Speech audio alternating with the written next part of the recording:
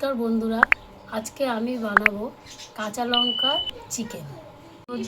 দিয়েছি আদা, রসুন, টমেটো আর দুটো বড় সাইজের পেঁয়াজ কেটে দিয়েছি। এরপরে দেব ক্যাপসিকাম, কাঁচা লঙ্কা সেদ্ধ করে নিয়েছি। ক্যাপসিকাম আর কাঁচা লঙ্কা সেদ্ধ করে নিয়েছি, এর মধ্যে দিলাম।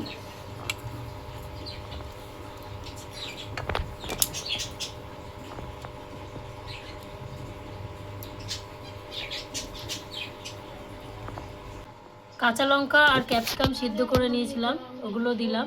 এবার 1 চামচ দিলাম সাদা তেল। এগুলো সব একসঙ্গে পেস্ট করে নেব। প্রথমে কড়াইতে তেল দিয়ে দিলাম। আমাদের বাড়িতে অনেক ফ্যামিলিটা বড়, ওই জন্য একটু আলু দিয়ে করব এটাকে। একটু আলুগুলো ভেজে নিয়ে যাবে।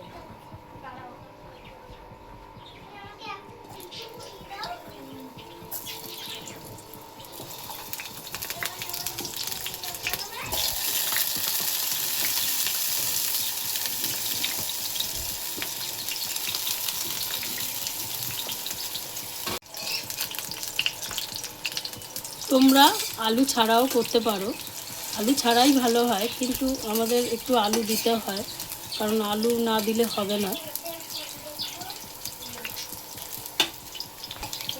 যাই হোক, আমি এবার আলুগুলো ভেজে নিই। এবার একটু নুন আর হলুদ দিয়ে আলুটাকে ভেজে তুলে নেব।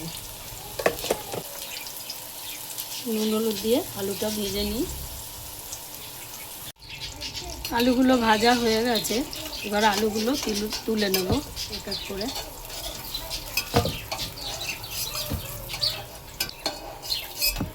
সব আলুগুলো তুলে নিলাম।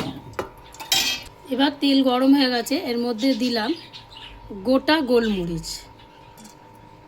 এবার গোটা কাঁচা লঙ্কা দিয়ে দিলাম, আর দিয়ে দেবো পেঁয়াজ। এবার দিয়ে দিলাম পেঁয়াজ।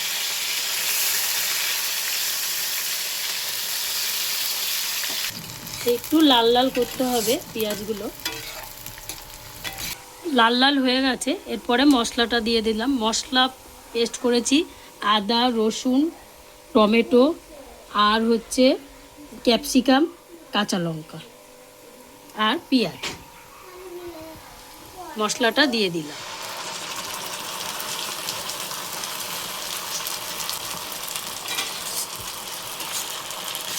মশলাটা দিয়ে ভালো করে এখন কষাবো।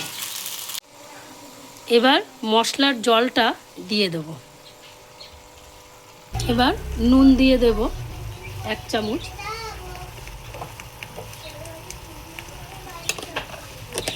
এইবার একটু সামান্য স্বাদ মতো একটু চিনি দেব।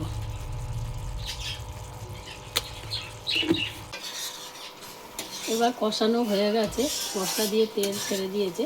এইবার চিকেনগুলো দিয়ে দেব।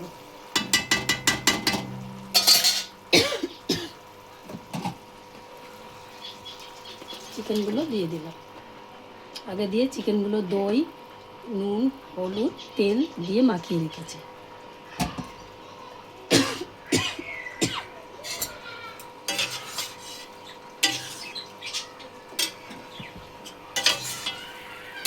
এবার একটু আলুগুলো দিয়ে কষাই।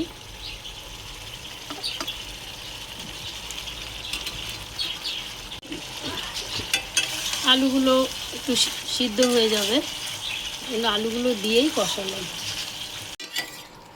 এবার হয়ে গেছে, এই জল দিয়ে দেবো। এবার মাংসটা মজে গেছে, এবার জল দিয়ে দিলাম, কারণ আলু দিয়েছিলাম, এই জন্য একটু জল দিয়ে করে দিলাম। জলটা আগে দিয়ে গরম করে রেখেছিলাম।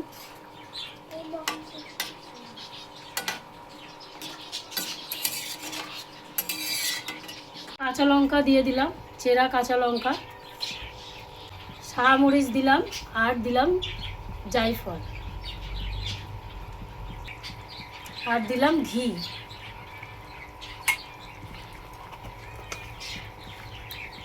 এবার একটু নেড়ে দেবো।